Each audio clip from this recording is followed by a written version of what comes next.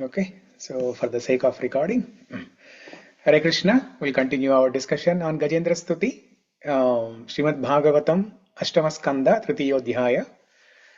Last week we completed discussing shloka number 22. Yasya Brahmadayo Deva Veda Lokas Characharah Nama Rupa Vibhedena Palbhyacha Kalaya Kritaha. So in that shloka, Gajendra mentioned that all the devatas, including Brahma, Yasya Brahmadi Devata, Yasya Brahmadayo Deva, all the devatas, including Brahma, they are all insignificant. Palgya. Palgya means insignificant. They are all insignificant in front of Bhagavan Sri Krishna or Bhagavan, Lord Vishnu. Then, after hearing this from Gajendra, the devatas, actually one step before this, when Gajendra was offering all these prayers and looking at the sky and crying and offering prayers, and as he started glorifying the Supreme Lord, saying Tamaksharam Brahma Param Paresham Avyaktamadhyatmika Yoga Gamyam Atindriyam Sukshma Vivati Duram Anantamadhyam Paripurnamide. Shloka number 21, as Gajendra started glorifying the Vibhuti, the opulence of Bhagavan, Vishnu. Hearing this, the Devatas, they sensed that Bhagavan is going to come now. Lord Vishnu is going to appear now. So they all told Gajendra that you don't have to call out to Supreme Lord for a small thing like this. There were so many elephants in the past who were in trouble, and we came to help. We were able to help in all those situations. Not only elephants, but whenever somebody was in difficulty, we were able to help, and we'll be able to help you also.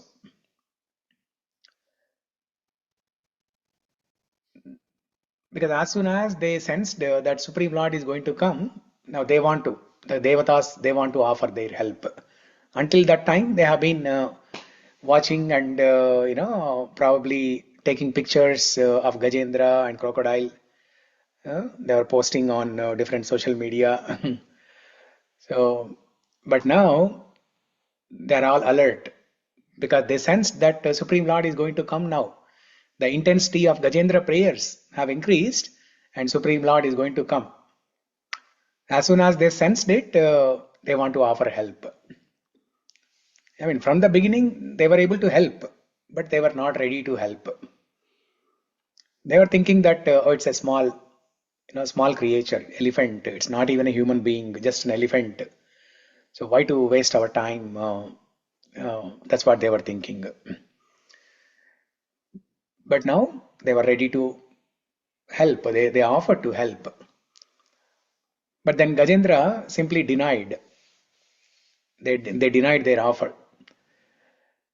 Gajendra denied their offer and said, Yasya Brahmadayo Deva Veda Lokas Characharah Nama Rupa Vibhedena Palbhyacha Kalaya Kritaha. All the Devatas, including Brahma, they are all insignificant in front of Lord Vishnu. Now hearing this, the Devatas said, but the Vedas are saying this. You are just repeating whatever Vedas are saying, right? That all of us, we are insignificant in front of Lord Vishnu. So do you think Vedas are great? They are greater than they are greater than us. Then why don't you call out Vedas? So they will help you. Then Gajendra said, even Vedas also, they are also insignificant in front of Bhagavan. Now this is a very, very important point here. What the Devatas asked and what Gajendra clarified, this is a very important thing. That Gajendra said even the Vedas are also insignificant in front of Bhagavan. Now, few days ago, I was invited to speak in a Sri Vaishnava assembly. This is Dhanurmasam, right? So, in the beginning of Dhanurmasam, the Sri Vaishnava group, they all did some Dhanurmasa Utsavam, Goda Devi Utsavam at LV temple. And they invited me to speak. So I spoke about what is the purpose of all these festivals. So from this group, Sri Lakshmi was there in that program. Sri Lakshmi attended. She's not there in the call now. So I spoke about the purpose of uh, conducting festivals like Goda Utsavam, Janmashtami, or any festival, right? So throughout the year, we have so many festivals. There is Kartik Masam. So many festivals are there. What is the purpose of all these festivals? The purpose is to remember God, to practice remembrance of God, to practice Bhagavat Smarana. When we come to a festival and attend the program, see the worship of the Lord, hear some kirtan that is going on there, or hear some class, hear some katha that is going on there. When we see all these things, we are getting some impressions printed in our mind. And that will help us remember God. When we go home or whenever we are doing work at our office, we will remember all these things. When we remember all these things, that means we are remembering God. So that's the purpose of remembering God. That's the purpose of attending all these festivals. Then I quoted a shloka from Bhagavatam that Smartavyam Satatam Vishnu Vismartavyam na jhatu chit Sarve Vidhi Nishedasyur Etayor Eva Kinkaraha. In that shloka, it is mentioned, always remember Krishna, never forget Krishna. All the rules and regulations that are mentioned in the Vedas, they are secondary. That means if somebody is not able to follow, for example, some Ekadashi Vrata, Ekadashi Upavasa, or on a Janmashtami day, let's say, somebody is not able to do fasting, but they are able to chant, they are able to do kirtan, they are able to hear Krishna Katha, they are able to render some service in the temple, they are able to remember God. But the only thing that they could not do is they could not stop from eating some food. Because each person's body is different. So let's say one person, he cannot stay without eating food. We all know Bhima, right? Bhima, he could never observe Ekadashi fasting. All the other four Pandavas, they were completely fasting on Ekadashi day. But Bhima could never fast. Because Bhima is very well built. He is well built up, and he has a lot of strength. He could not stay without eating food. So like that, there are some people who cannot stay without eating food. So the point I mentioned was, if somebody cannot follow the rules and regulations mentioned in the Vedas, but they are able to remember God, then that is fine. The rules and regulations in the Vedas, they are secondary. So after all this program, so one person from the Sri Vaishnava group, he came to me and he told to me that you spoke very well, you spoke very nicely, but the point that you mentioned, that Vedas are secondary, you should not say that. Then I clarified to him that I did not say Vedas are secondary. I said the rules and regulations in the Vedas are secondary. The primary principle, the highest principle is remembering God. and anything is below that. Anything is subordinate to that highest principle, including the Vedas. Even the Vedas are also secondary. So now that person, whoever was talking to me, he has read all the Vedas. He has learnt how to recite the Vedas, Rigvedam, Samavedam, Yajurvedam, Atharvana Vedam. He learnt. He's from a Brahmana caste, and he learnt reciting the Vedas. In fact, he teaches other people how to recite Vedam. So he could not accept the fact that Vedas are secondary compared to the highest principle of remembering God. And later I had some elaborative discussion. The next day I had elaborative discussion with another Sri Vaishnava devotee.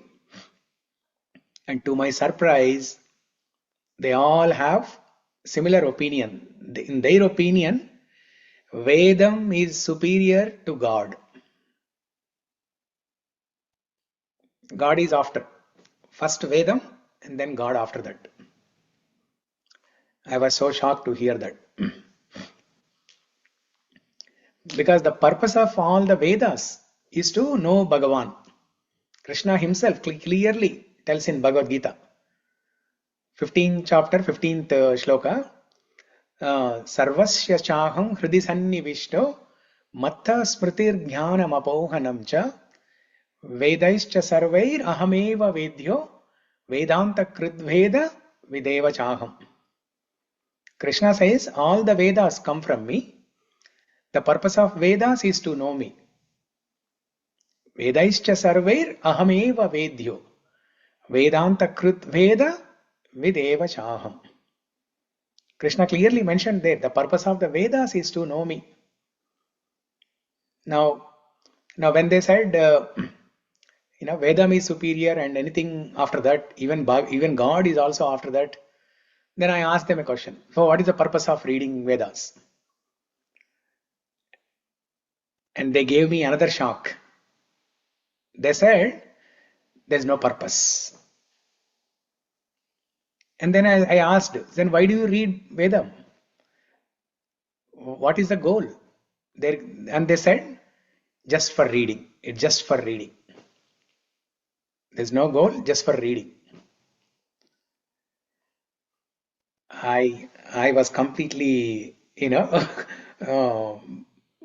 blind, and I was speechless hearing all this. And this is not from some Mayavadi or some atheist. This is from Sri Vaishnava Sampradaya group who are practicing bhakti. Okay, they are not practicing karma yoga, jnana yoga, or ashtanga yoga. They are practicing bhakti yoga only. But the way their philosophy has been passed down over a period of generations, or the way the current acharyas who are presenting the philosophy, I don't know where the problem is, but somehow there is some disconnect. There is a big disconnect. So now, to clarify all those things, Gajendra is telling here, Yasya Brahmadayo Deva Veda Lokaschara Charaha. All the Brahmadi Devatas, Vedas, Chara, Acharas, everybody is insignificant in front of. They're all Palvya. Palvyacha Kalaya Kritaha. They are the portions of the Lord. They are the part and parcel of the Lord. Brahma is the initial Amsha of the Lord, and from Brahma everybody came. So everybody is an Amsha of Brahma, who is an Amsha of Lord Vishnu. So we are all insignificant. Yeah, Ankita, you raised a hand. You had a question? No, Prabhuji, I raised it long back. I also wanted to add to what you said about the Vedas to the Vaishnavas. Mm. Um, I'm sure they would have read the Bhagavad Gita as well. And Yes. in that, it is clearly mentioned, right? Vyasdev was not happy after writing four Vedas and Mahabharata and everything. Yeah. And then after that, uh, Narad Muni came and informed him that above everything, whatever you have told, they are just information Yeah. for material thing. The main thing is to remember God, which is missing in all your scripts. So Yes. please write something which leads to Krishna or love of Krishna. And Yeah. then he writes Bhagavad Gita. So yes, it is very very clear in the very thought why Bhagavad Gita was written Yeah. was because they are above Vedas. Yeah. Yeah. In fact, Bhagavad Gita is a essence of all the Vedas. Sarvopanishado gavo dogdha gopala nandanaha. So, because we cannot read all the Vedas, we need to learn Sanskrit, which takes 12 years, and then not everybody can read Vedas and understand Vedas. That's why Krishna made it very simple. In 700 shlokas, he gave the entire essence of Vedas. So, but it was a very shocking thing to hear from these devotees that Vedam is superior to God. So that's why we are so fortunate to have Prabhupada, write commentary on Bhagavad Gita, Srimad Bhagavatam. If you look at Bhagavad Gita, right from first chapter itself, Prabhupada introduces Bhakti. If you look at other commentaries of other people on Bhagavad Gita, they don't introduce Bhakti until seventh chapter, where Krishna actually talks about Bhakti. So, whereas Prabhupada, right from first chapter itself, he introduces Bhakti. In fact, he calls Buddhi Yoga as Bhakti Yoga.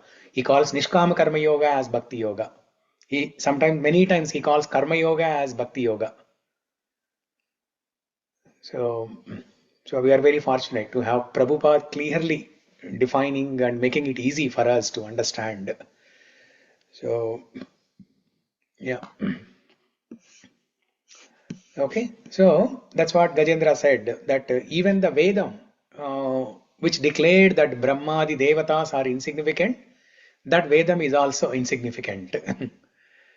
In front of Bhagavan, everything is insignificant. Okay, so with that, we will go to the next shloka today.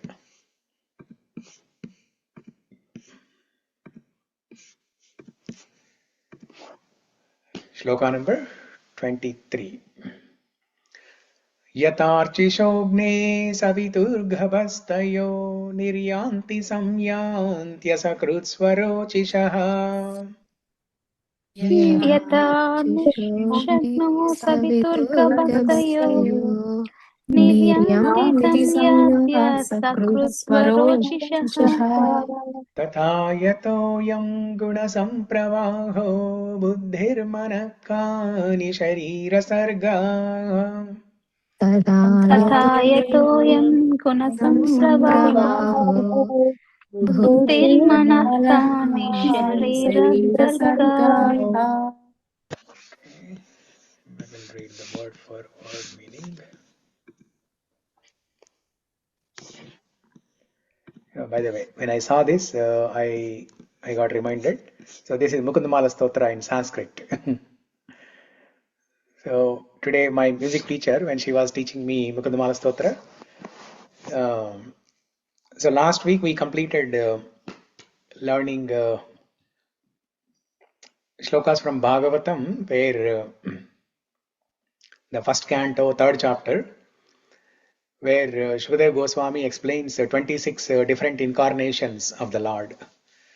So last week we learned those, and then today she asked me, what do I want to learn?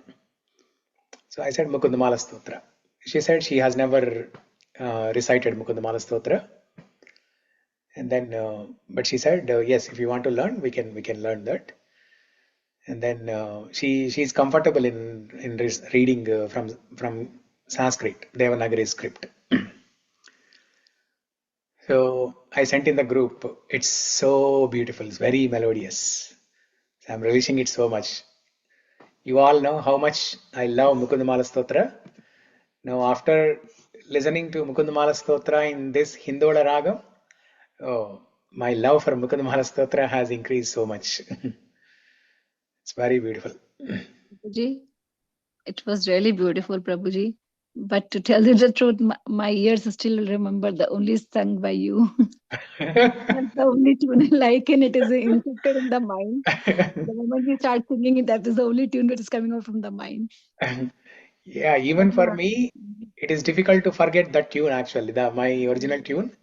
So it'll take some time for me to get used to this tune, or whenever needed, I have to sing in that tune and sing in this tune also.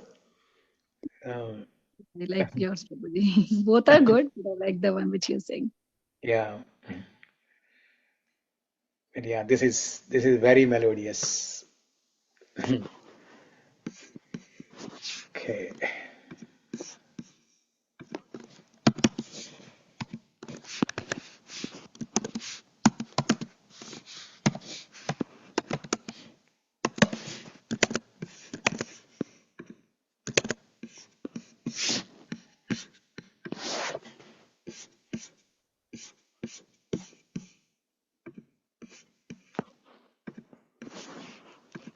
Okay, so 8.23.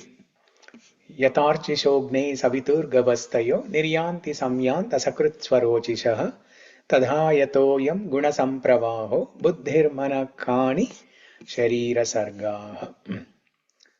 Yata, as Archishaha, the sparks, Agne, of fire, Savithu, from the sun, Gabhastaya, the shining particles, Niryanti, emanate from, Samyanti, and enter into, Asakrit, again and again, Swarochishaha, as parts and parcels, Tata, similarly, Yata, the personality of Godhead from whom, Ayam, this, Guna Sampravaha, continuous manifestation of the different modes of nature, Buddhi, Mana, the intelligence and mind, Kani, the senses, Sharira, of the body, gross and subtle, Sarga, the divisions, Saha, the Supreme Personality of Godhead. This is the next verse. Yeah. Okay, we'll stop there. Translation. Ankita, you want to read? Read from here. Yeah, from here. Yes. Okay, Prabhuji.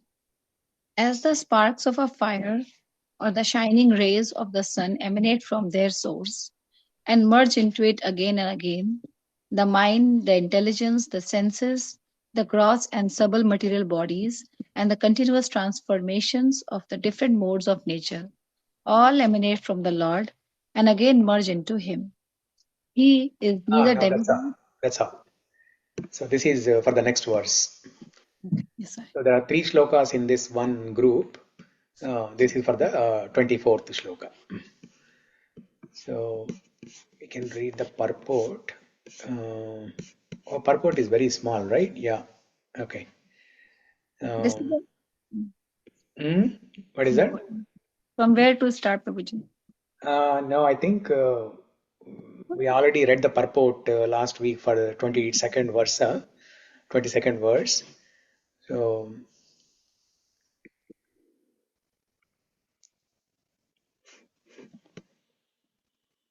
yeah, maybe you can read the entire purport. Yeah, go ahead and read the entire purport.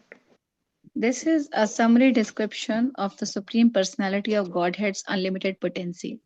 That Supreme One is acting in different phases by manifesting his parts and parcels, which are all simultaneously differently situated by his different potencies. Parashya Shaktir Vividhaiva Shruyate. Each and every potency is acting quite naturally. Swabhavika Gyan Bala Kriyacha. Therefore, the Lord is unlimited. Na tat samas chabhaya dikascha drishyate. Nothing is equal to him, nor is anything greater than him.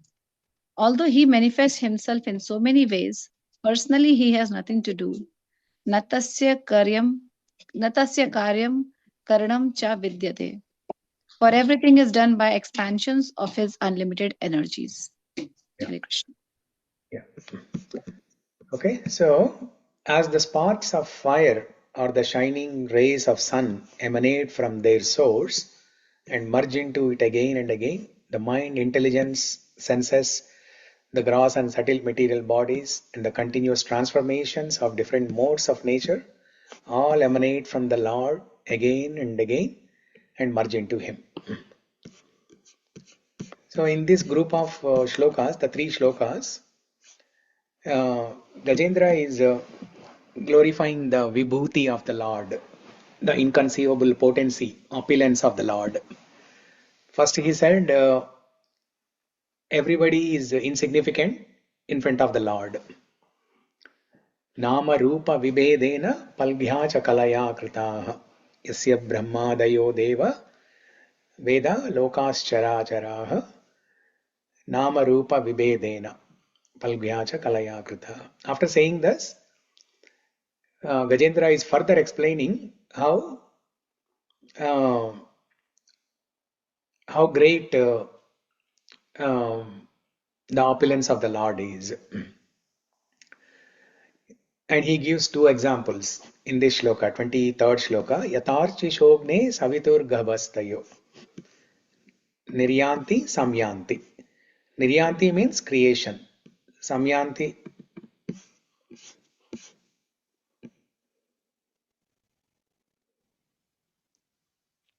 Yeah, Niryanti is creation. Samyanti is destruction. So, Srishti and Laya. Gajendra gives two examples to explain this creation and destruction. What are the two examples? The first example that Gajendra gives is Yatarchi Shogne. Yata means just like, similar to, just like. Just like what? Archi in Agni. Agni means fire. Archi means the fire sparks or the flames. Just like how, when you see fire, right? There are flames. I mean, we all have seen homam, right? When you go to temple, they celebrate, they do some homam. Whenever there is any celebration, they perform some fire sacrifice, homam. As the pujari is pouring ghee into the havan kund, the flames are produced, and that is the form of the fire that we see. So there is a continuous flow of fire sparks or flames that are created, and then they get destroyed. From the wood, where is the fire coming from? It is emanating from the wood. Okay, as you pour ghee and then light it up, then the hidden the fire that is in the hidden form within the wood, it comes out. There was another shloka in Gajendra Stuti previously that talks about the fire that is hidden in the wood. What is that shloka? Gunaranichan. Sarita, I thought you forgot Gajendra Stuti. Before you left for vacation, you showed us, the nice setup.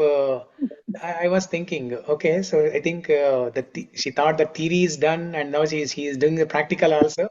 She's saying goodbye to Gajendra Stuti. No, Prabhuji. Even if I said goodbye, Gajendra will not say. I entered into the Hawaii. I went for a dinner. There I saw big statue of Gajendra. Oh, in the restaurant? Yeah, top of the restaurant. Why they put, I don't know. Top of the restaurant, they put a huge elephant. Oh, okay. So I remember, and again I said, no, we went to Krishna cow sanctuary. Yeah. So మర్చిపోయేది ఉండదు Prabhuji definitely. Yeah. So, by the way, you have to send those pictures. You did not send the pictures. Yeah, sure, Prabhuji. I will send. Yeah. Sure. Yeah. Gunaranicchanna chidusmapaya takshobha vishpurjita manasaya. Yeah. Arani wood. So the other day I was talking about this too with Lavanya, and she said even in the LV temple they do this. You have seen, Shamla? Yes, Prabhuji. Once I saw. Oh, okay. That Yeah. means without any lighter, Yes, Prabhuji. they produce fire. Huh? Yes, Prabhuji. Right. Wow. They do I have never some seen that. with all the mantras and all. They start firing that. Oh, okay. They do this one, right? Like we kavam petti chilkinattuga they do with that wood on the bottom, wood on the top, and then they have that with the rope. Okay. So when that spark comes, then they catch it with the cotton and then they develop it. That's Okay. what I saw in one of the temple. I'm for when they are doing prana pratishtha for Venkateshwar Swami. They did that rituals. Oh, in the And Balaji with the temple? same, not here in India. Okay. And they use same fire to lit the Yagna Kund or Homam Kund. Yeah. Yeah. Yeah. Okay. That's good to know. So, yeah. So here, when you see fire, it is nothing but a continuous flow of sparks, fire sparks, and flames. Unlimited number of fire sparks and flames are produced, and that will become fire, and they will get destroyed. And then there'll be newer sparks and newer flames that will be produced, and they will get destroyed. So this is a cycle. This is repeated. So as you see this, it appears like a continuous flow. When you see the flame, right, it appears like a continuous flow, but it is not continuous. There are so many chemical reactions that are happening, and the fire sparks are getting produced, which will give you the feeling of continuity. And then they are getting destroyed, and then newer sparks are getting produced, and then they are getting destroyed. So similarly, the Lord creates innumerable number of universes, innumerable number of living entities. They get created and destroyed, created and destroyed, and this process is a continuous flow. Okay, so Gajendra gives this example of Agni and Archi, the fire and the spark, to indicate the continuity of creation and destruction. Continuity of creation and destruction. And it is constantly going on, repeatedly going on. I mean, for us, the 100 years itself, 100 years of human life itself feels like eternity. It feels like very long, right? But from Brahma's point of view, this 100 years is like nothing. And from Bhagavan's point of view, even Brahma's life itself is insignificant. So if you observe from Bhagavan's point of view, the creation and destruction of Anantakoti Brahmanda and then Anantakoti Jivas within those Brahmandas will be like that fire flames continuously appearing and disappearing, appearing and disappearing. So Bhagavan will have this vision, this view. We will not have that view. When Bhagavan is watching from there, it will appear like a flame, continuous flame, fire flame. So Gajendra gives this example, Yatarchi Shogne, to indicate that the creation and destruction is a continuous process. Okay? And then the next analogy or example Gajendra gives is Savitur Gabhastayo. Savitur Gabhastayo. Savitu means sun. Gabhasta means the shining particles, the rays. Okay.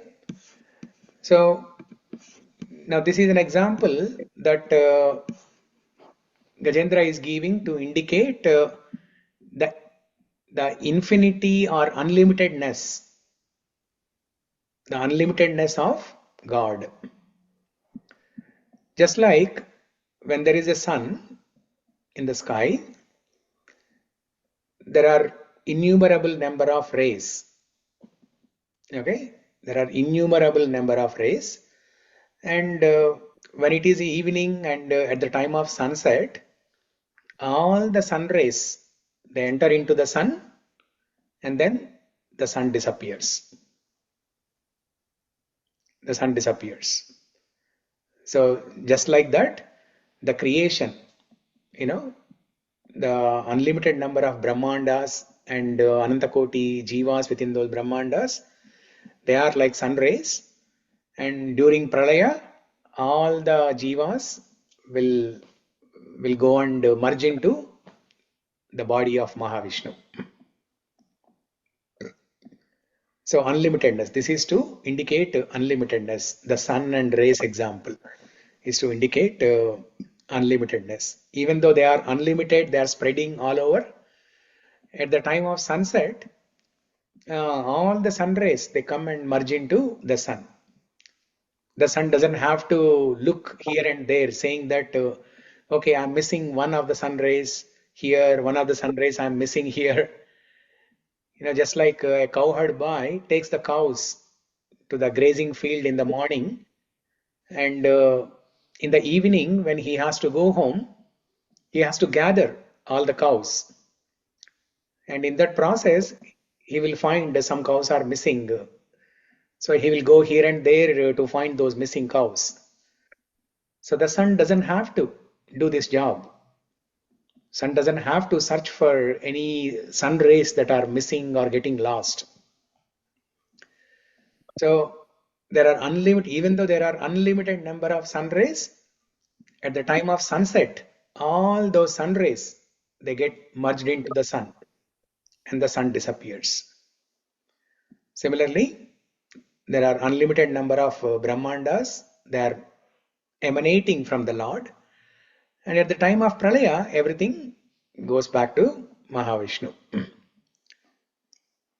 So these are the two examples. Yatarchishogne savitur gabastayo.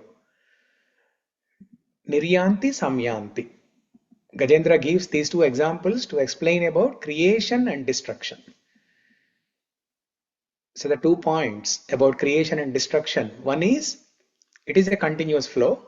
Creation and destruction is a continuous flow. And second point is, it's unlimited. Unlimited number of Brahmandas, unlimited number of Jivas within each Brahmanda.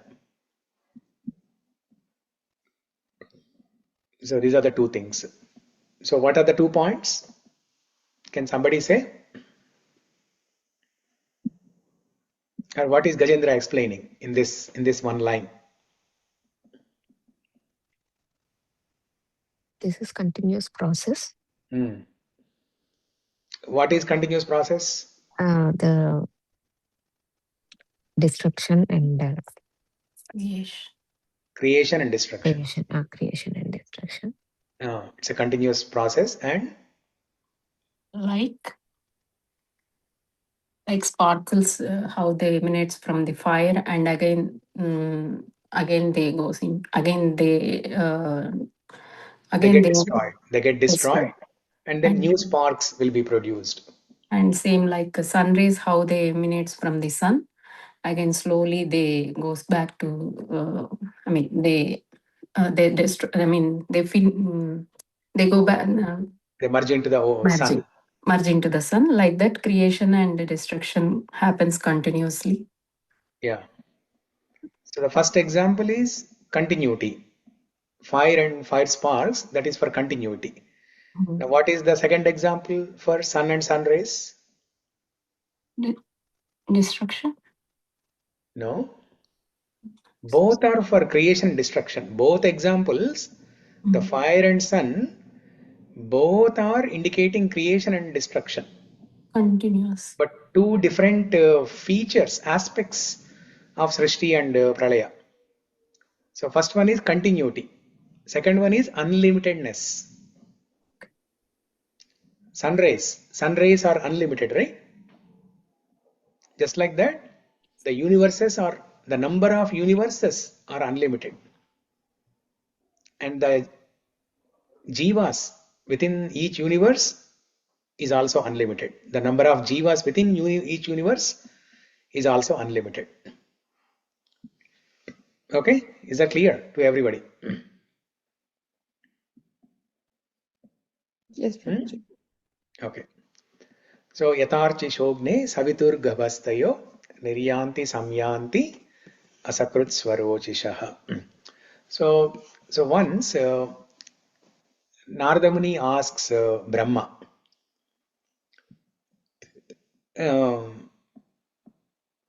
Narada Muni knows everything, but he wants to test Brahma. So Narada Muni asks Brahma that who are you? You appear like a big personality, and you don't seem to have any manager or anyone above you. Looks like you have great power, and you are creating everything. Looks like there is nobody above you. Who are you? So Narada Muni is asking to Brahma.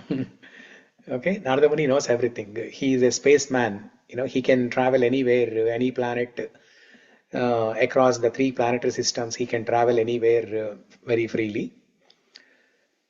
But he's just asking to Brahma. And then Brahma responds saying that so when you said that there is no one superior to me, I'm glad you mentioned that, because you help me remember my supreme. You help me remember my supreme. I'm not the supreme. There is someone who is above me, who is the supreme. But whatever you said, by saying that, you help me remember the supreme. So thank you for that. And I'm not the supreme. I'm an insignificant jiva in front of supreme. And Brahma gives another example there. He gives an example of a spider web. Just like how spider creates the spider web. Now what is the speciality of spider web?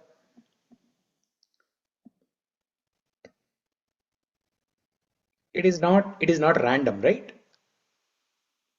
I'm sure you all have seen spider web. It's not random. The design is not random.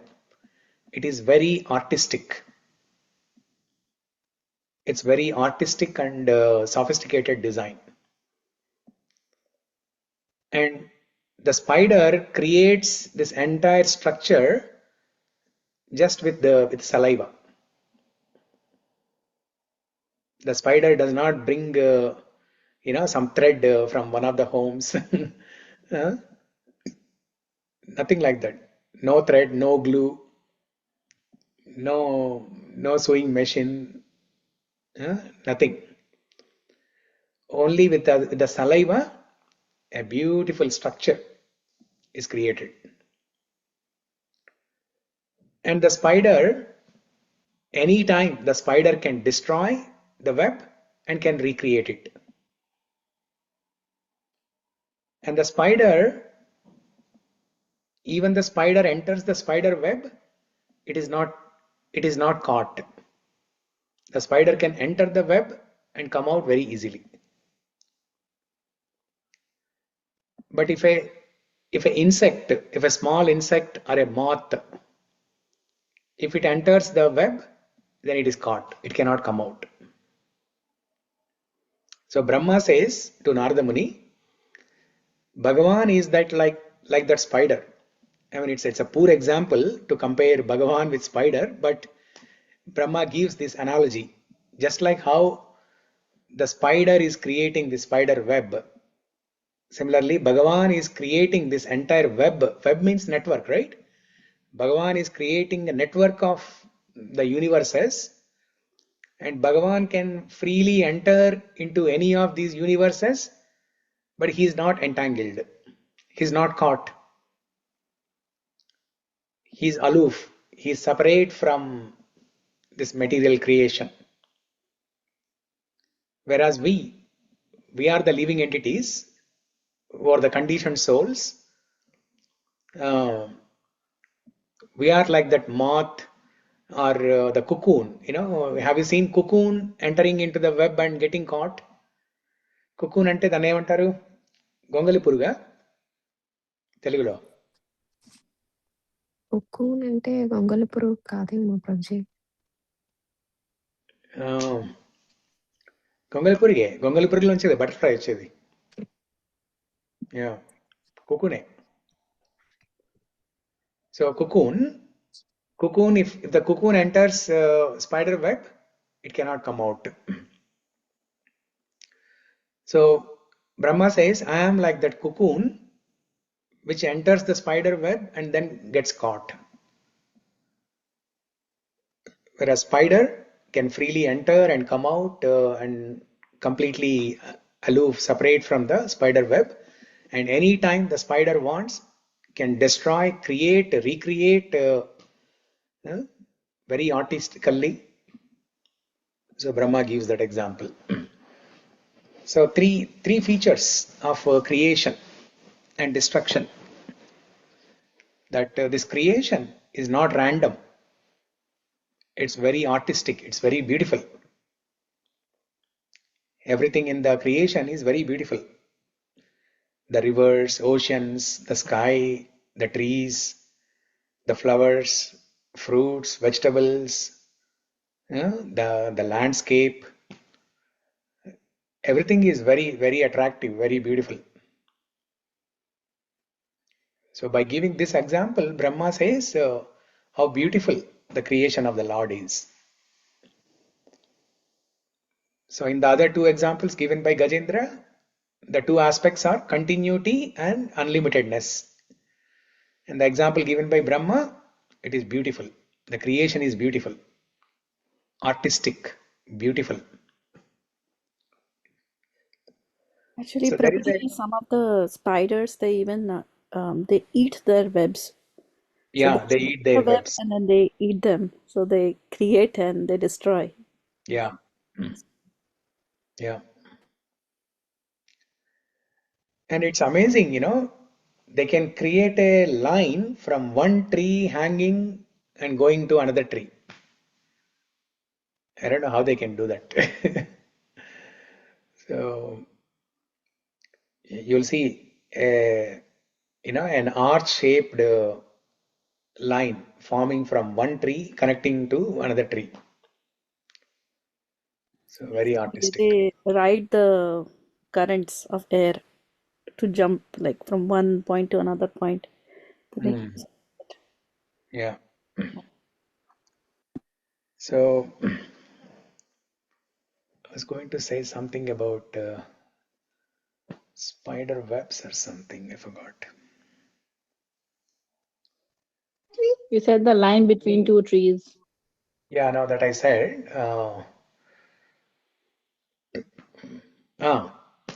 I was going to say something about Fibonacci series. Does anyone know about Fibonacci series? Fibonacci, Fibonacci or yes. Fibonacci, whatever it is. Yeah, it's a mathematical phenomenon.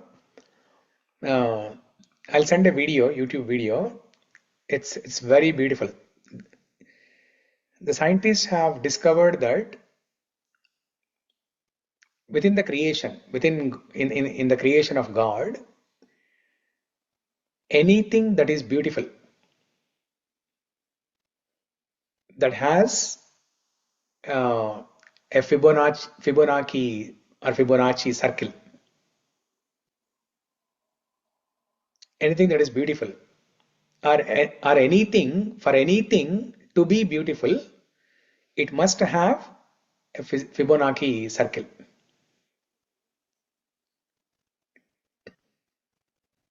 So I'll send a video. You can watch that later. It's very mind-boggling.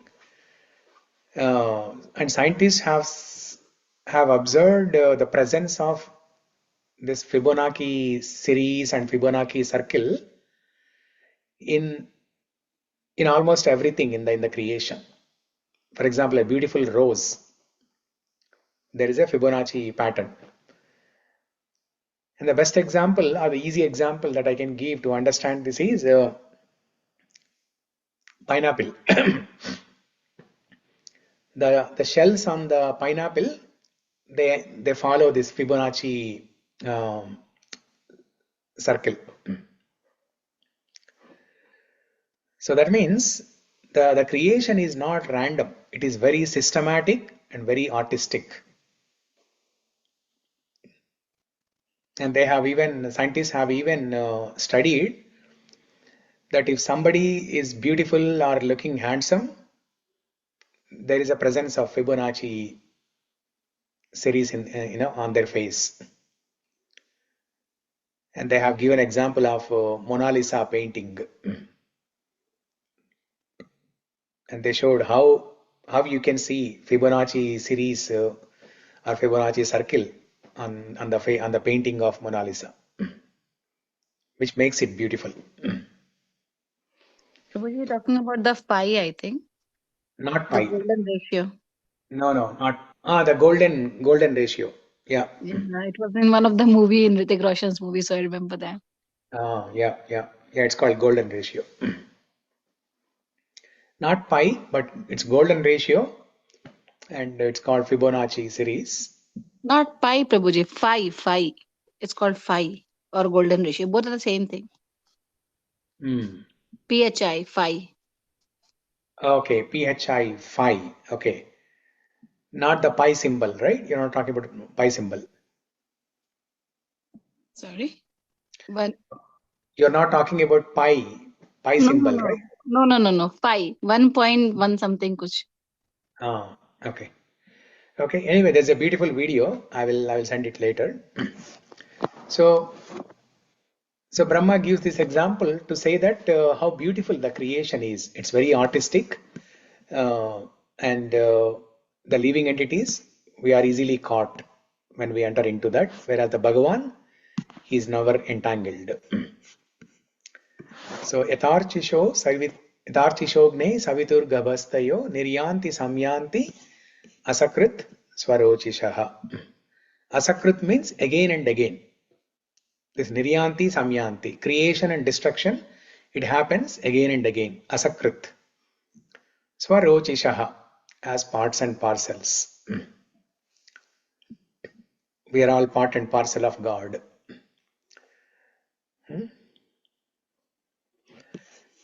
And tata yatoyam guna sampravaho buddhi manakani sharira sargaha. The next two lines talk about maintenance. Because between creation and destruction, there is maintenance, right? So that maintenance is like a flow. Sampravaho. Pravaha means flow. Sampravaha means a good flow. Like when you see a river, and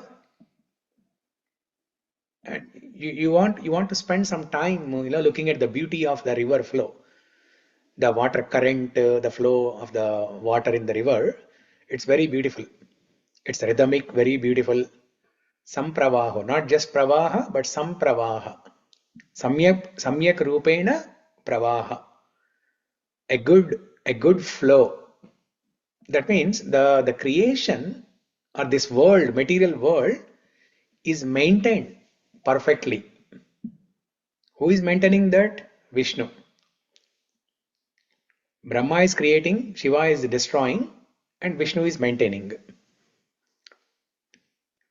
Tata yatoyam guna sampravaho.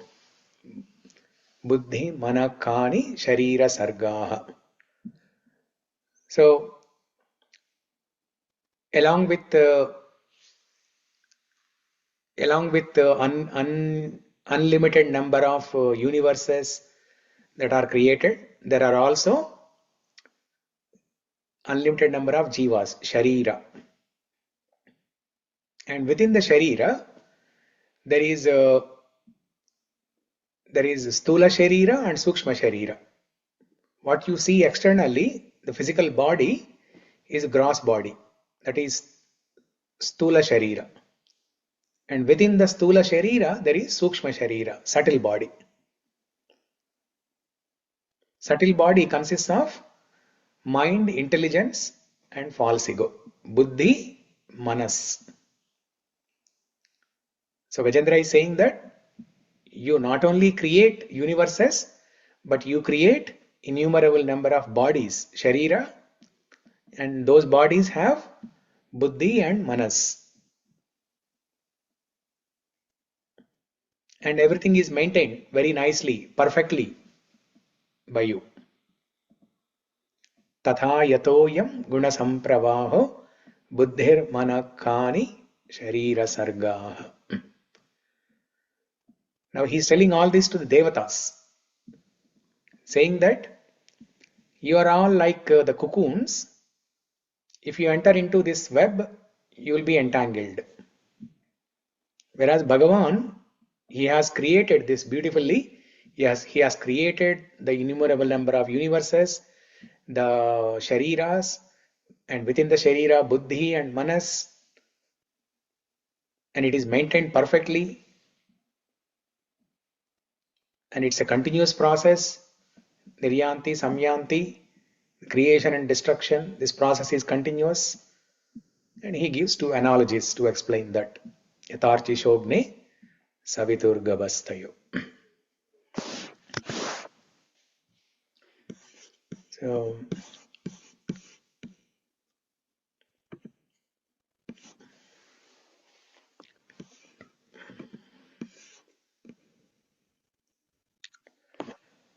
yeah, I think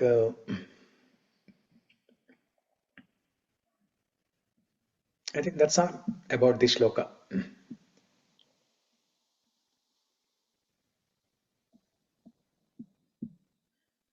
So Gajendra is telling to the devatas that I am declining your offer, that you are willing to help me, you are willing to save me. I am declining your offer, and he's teasing the devatas that I am not praying to you. I am praying to this personality who creates and destroys and maintains all the jivas with all these great features. I am praying to that personality.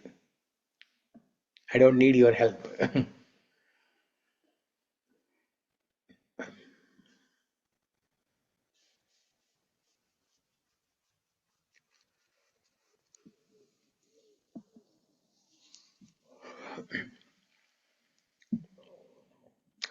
Okay, any questions, comments, reflections?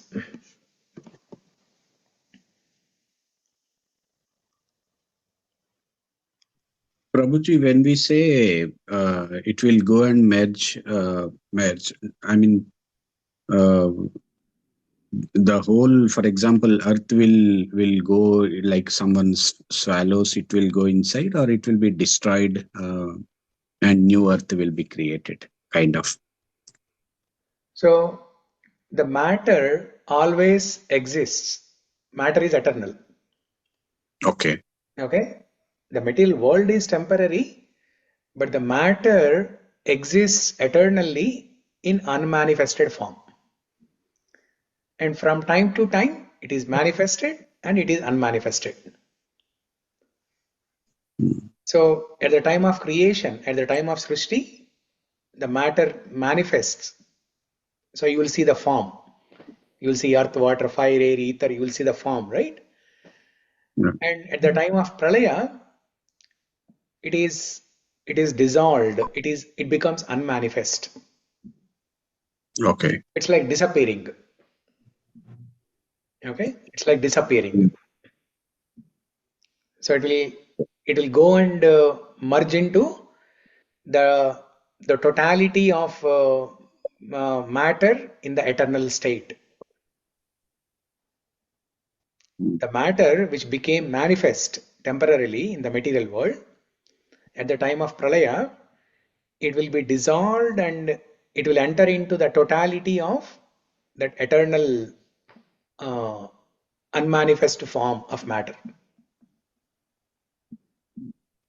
Okay. So, just like trying to give an example.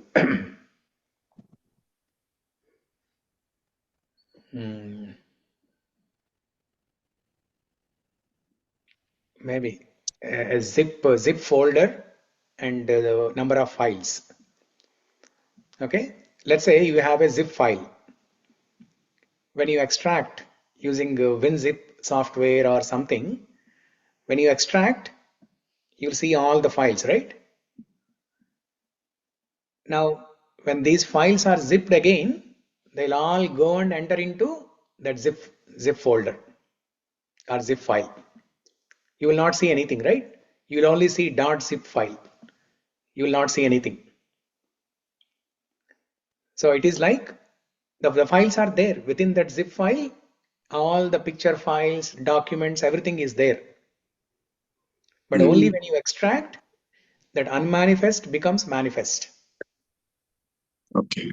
Now again, you can zip these files and it will go back to .zip file. So the Makes manifest sense. becomes unmanifest. Like that. Yeah. So matter is there. Matter is eternal.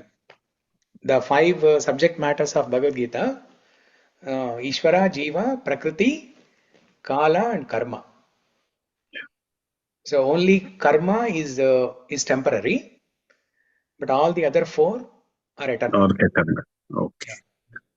So do we have another Earth also, Prabhuji, like Earth? Yeah, other planets are there, right? Within this Earth planetary system, there are other planets.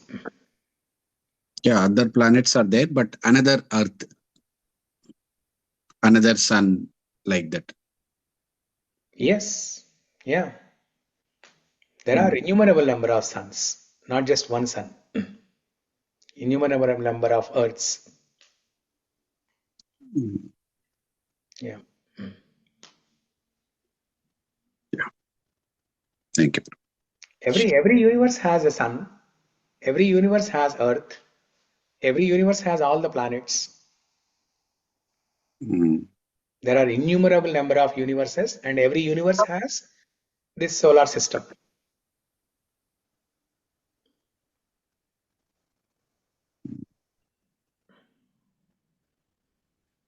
Thank you, Prabhuji. Yeah. And so one last thing on this point related to Gajendra saying to the Devatas that all the Devatas and everybody, Vedas, Chara, Achara, everybody is insignificant in front of Bhagavan. Bhagavan is Purushottama, and we are all Adamas. Adama means lower. Uttama means higher. Bhagavan is Purusha Uttama and we are Purusha Adamas.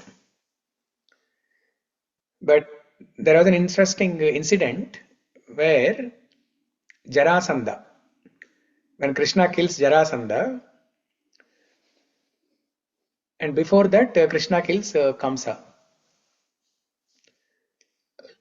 So when Krishna kills Jarasandha, Jarasandha while dying, he tells two bad words to Krishna.